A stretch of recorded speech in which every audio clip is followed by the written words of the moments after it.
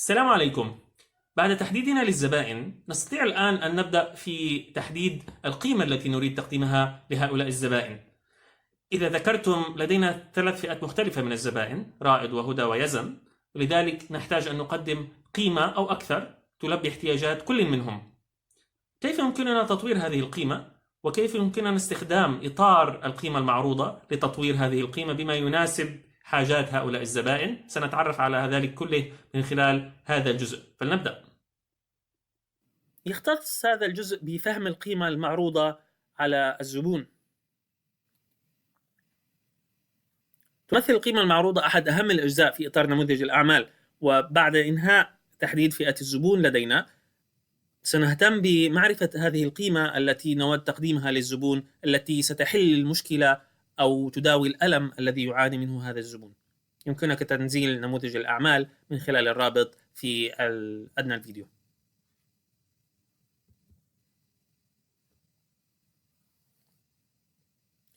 ما هي القيمة التي نريد تقديمها لهذا الزبون؟ ما المهام التي نريد أن ننجزها لصالح الزبون؟ يعني مصطلح القيمة المعروضة مساعدة الزبائن على إنجاز المهمات التي يرغبون في إنجازها. هذه القيمة المقصودة مرتبطة بشدة بالزبون، وتهدف إلى حل المشكلة أو الألم المحدد في الصورة الرمزية له، كما ذكرنا آنفا في المحاضرة السابقة. المزيد من التفاصيل يمكن مشاهدة أسفل هذا الفيديو. يشير أحيانا مصطلح القيمة المعروضة إلى المنتجات والخدمات للتبسيط، ولكن هذا التبسيط مخل، حيث أن القيمة المعروضة أكبر بكثير من المنتج أو الخدمة بذاتها، لأن كلمة القيمة هي المفتاح هنا. المنتجات والخدمات جزء من القيمة التي يتم تقديمها للزبون.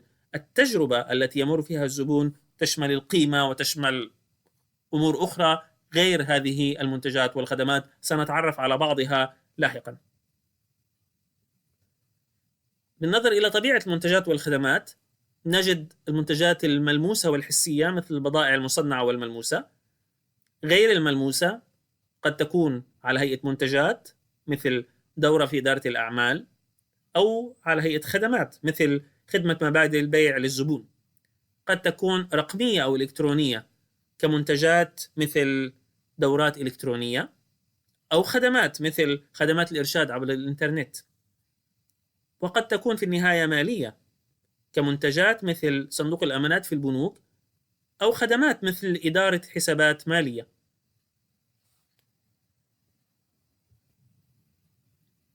كما ذكرنا سابقا، القيمة المعروضة لا تشمل فقط المنتجات والخدمات، وإنما تشمل أمور إضافية، منها التصميم، العلامة التجارية، السعر، توفير التكاليف، تقليل المخاطر، تيسير الوصول، ومدى الملائمة.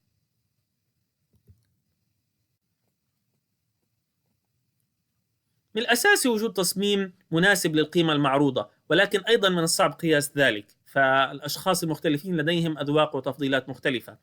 تصميم قد يكون من منتجات أو خدمات، قد يكون غلاف مجلة، قد يكون شكل الغلاف حلوى، قد يكون لوحة التحكم على المصعد كما نرى في يسار الشاشة بشكل غير مناسب وغير مريح للعين وبشكل منفر. ولكن في المقابل، إذا كان التصميم مميزا للمنتج، قد يساعد على تجاوز المنتجات المنافسة حتى وإن كانت أكثر تميزا من الناحية الوظيفية أو الإبداعية، ويبرز أمام المنافسين. فللدور الهام الذي يلعبه التصميم هنا يساعد في زيادة التنافسية للمنتج أو الخدمة أو القيمة بشكل عام التي يتم تقديمها للزبون. العلامات التجارية من الأمثلة المشهورة والمعروفة، تسمى أيضا براند. من المؤكد أنك قد رأيت أشخاص يعرضون حقائبهم أو أجهزتهم المحمولة أو الجوالات بشعارات شركات عليها. العلامة التجارية غالبا هي عنصر يحتاج الكثير من الوقت والجهد والمصاريف لكي ينمو ويزدهر وينتشر بين الناس، ولكن لكل شيء بداية، ومن الممكن لأي مشروع ريادي أن يبدأ ببناء علامته التجارية عند أي نقطة ما. يعد تحديد السعر الأقل للقيمة أحد أقدم الطرق المستخدمة وأكثرها شيوعا، ولكنها لا تزال تعمل.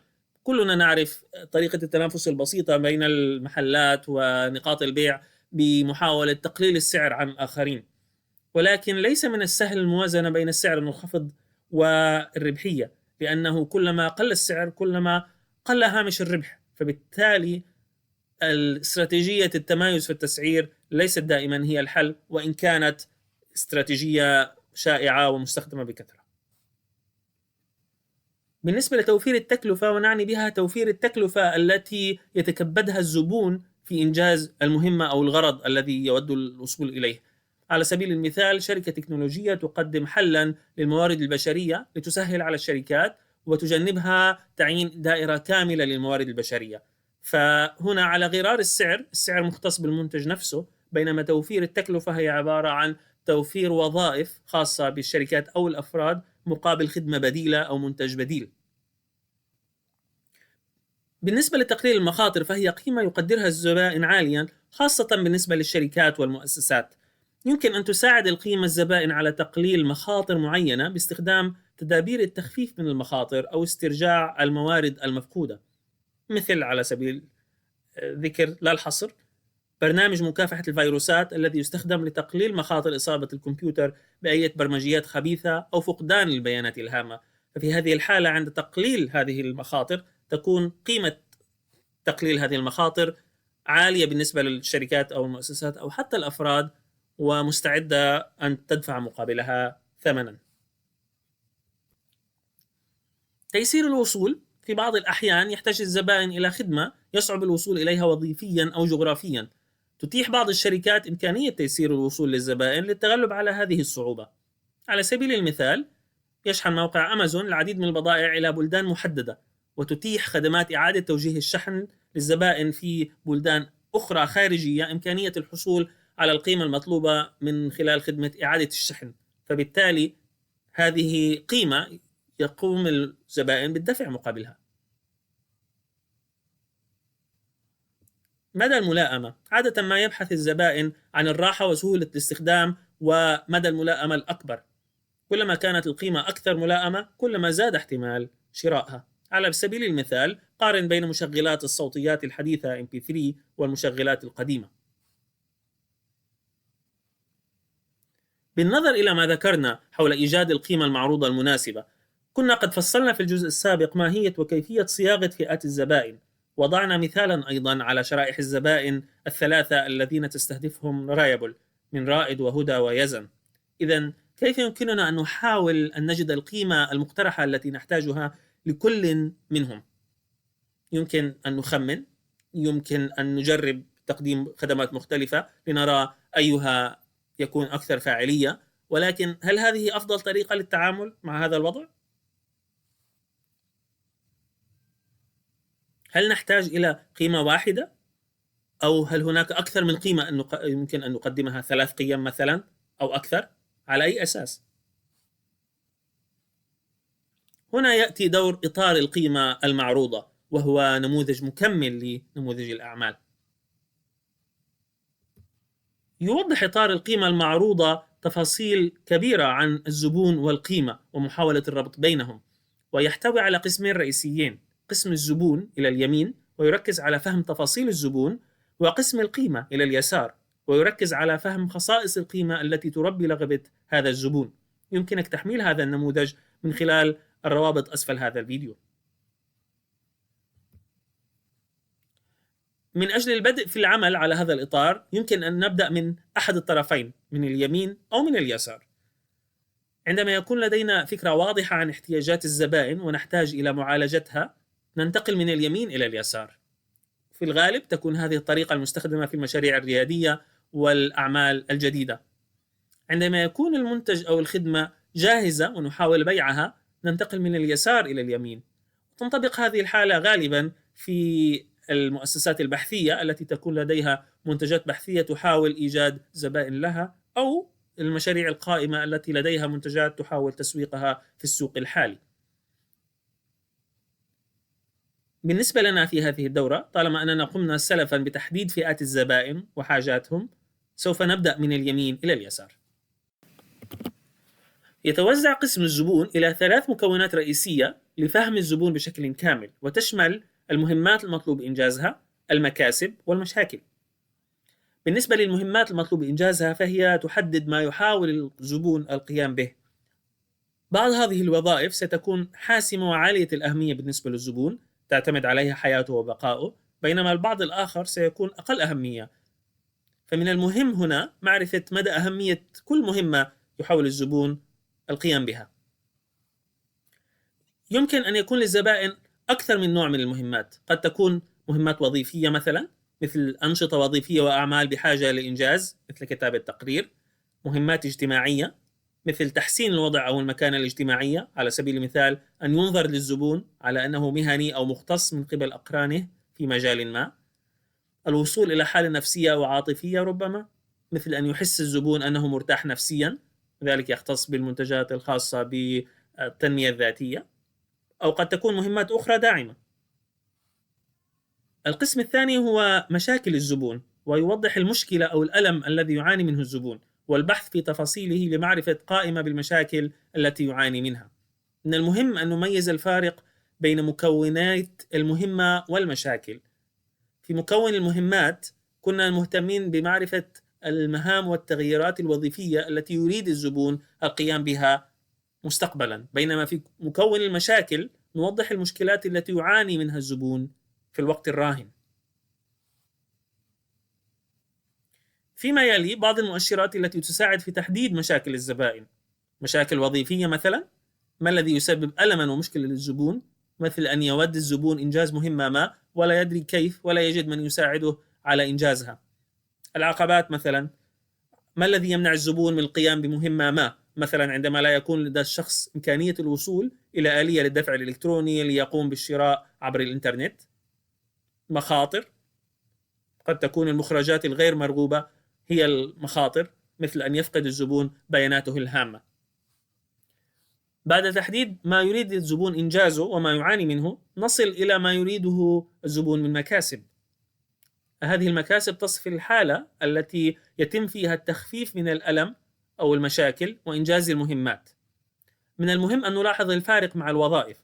في مكون الوظائف كنا مهتمين بالمهام والتغييرات الوظيفية التي يريد الزبون القيام بها، بينما في مكون المكاسب نوضح الحالة التي يريد الزبون أن يصير إليها. فيما يلي بعض المؤشرات التي تساعد في تحديد مكاسب الزبائن. هل يلبي الحد الأدنى من احتياجات الزبائن؟ إن لم يكن كذلك فإن الحل لن ينجح. يلبي توقعات الجودة والفاعلية؟ هل يتجاوز هذه التوقعات ويقدم مكاسب إضافية، أو يقدم مكاسب جديدة غير تقليدية وغير متوقعة؟ دعونا نطبق على مثالنا عن رايبل الذي بدأناه من قبل. بعد تفصيل الصور الرمزية الثلاثة توصلنا إلى ما يلي. لدينا باحث عن مصادر في ريادة الأعمال عام، ويشمل الصور الرمزية الثلاث: رائد، هدى، ويزن. هذا الزبون يحتاج إلى إنجاز عدد من المهمات بما يشمل الصور الرمزية الثلاث: تطبيق الأبحاث، تطوير مهارات الأعمال، تعلم منهجيات، صياغة قيمة معروضة مناسبة، حصول على نصائح خبراء، تطوير مهارات العمل عن بعد، إنجاز أبحاث في الريادة، بدء في بناء مشروع ريادي. كما نلاحظ هذه المهام تشمل أكثر من مهمة يريد إنجازها يزن وهدى ورائد. بالنظر إلى المشاكل التي يعاني منها الزبائن لدينا، قد تكون غياب الخيارات الأخرى، وجود ندرة في مصادر موثوقة، صعوبة الوصول لآراء الخبرة، عمل منتجات لا يرغبها أحد، صعوبة استيعاب المفاهيم، صعوبة تطبيق المفاهيم، غياب وجود رأس مال، صعوبة الوصول للسوق، مصادر الموجودة غير واضحة، وخلافها. مرة أخرى نجد أن هذه المشاكل مشتركة ويعاني منها الثلاثة مع بعضهم. بالنسبة للمكاسب التي يرغب زبائننا بالوصول إليها، قد تكون إدارة المشروع الريادي باقتدار، فهم وافي لتطبيقات ريادة الأعمال، توظيف ذاتي، مصدر مفهوم وسهل الوصول، نصائح واضحة وسهلة، قياس أداء المشروع لديهم، فوز في مسابقات ريادة الأعمال، ربما تطوير المنتج وبيعه. بهذا تكون لدينا صورة أولية عن طبيعة الزبون عندنا، المهام التي يريد القيام بها، المشاكل التي يعاني منها، المكاسب التي يريد الوصول إليها. تستطيع الآن التجربة والتطبيق على إطار القيمة المعروضة الخاص بك. لأداء هذا التمرين يتعين عليك الرجوع إلى وصف الصور الرمزية في المحاضرة السابقة وإطار نموذج الأعمال لديك لمساعدتك في العثور على التفاصيل الخاصة عن زبائنك. أوقف هذا الفيديو، قم بالتطبيق ثم أكمل.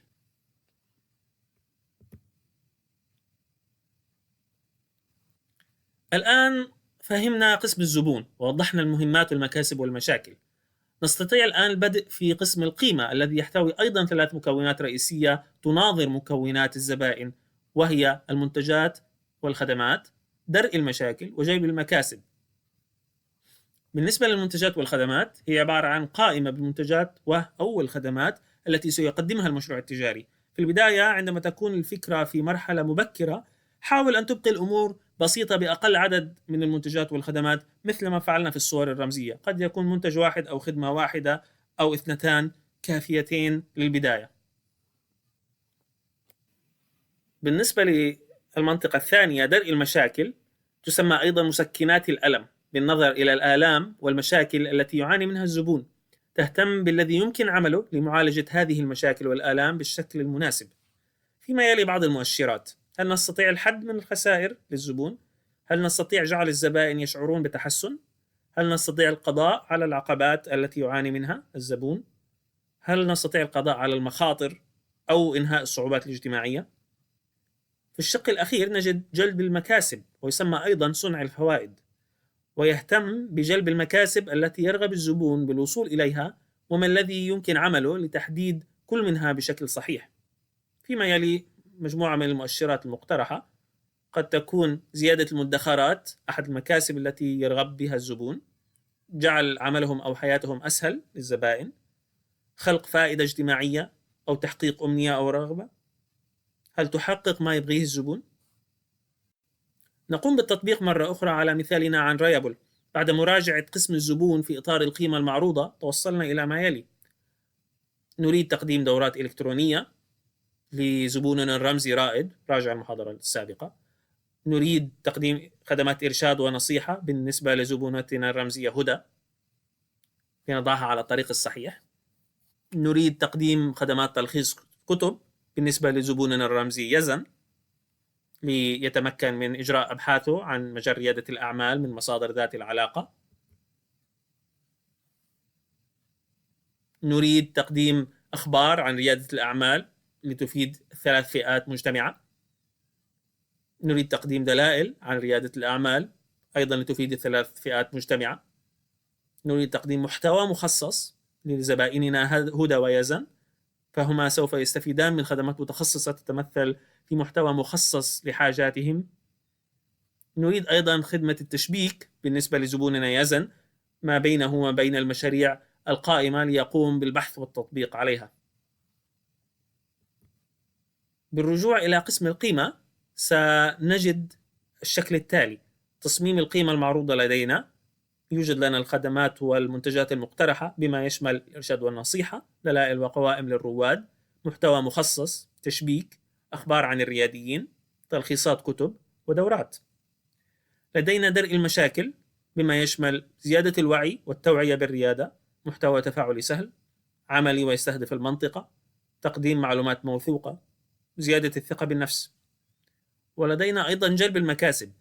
هذه المحتويات تساعد على فهم السوق، تساعد على فهم المستثمر، فهم الزبون، مصدر محدث للمعلومات، يساعد في إدارة المشروع الريادي بكفاءة، يحتوي دلائل تفصيلية، مصدر سهل للاستيعاب، توجيه نحو الطريق الصحيح. إذا لاحظنا الفارق ما بين كل فئة من هذه الفئات والفئات التي سبق ذكرها للزبون، سنحاول الربط بينها مستقبلا. نقوم بإسقاط هذه المكونات على نموذج الأعمال. لاحظ أن لدينا العديد من المنتجات والخدمات هنا، قد لا تكون جميعها مناسبة للفئات التي نود استهدافها، وقد لا تكون جميعها أصلا مناسبة للقيمة التي نريد تقديمها. سوف نقوم بمراجعتها لاحقا.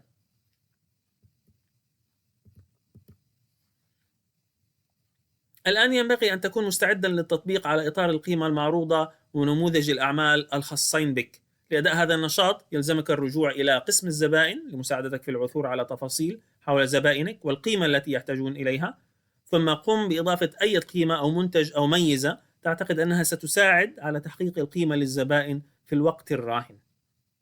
قم بتصميم القسم القيمة الخاص بك. أوقف الفيديو ثم نعود.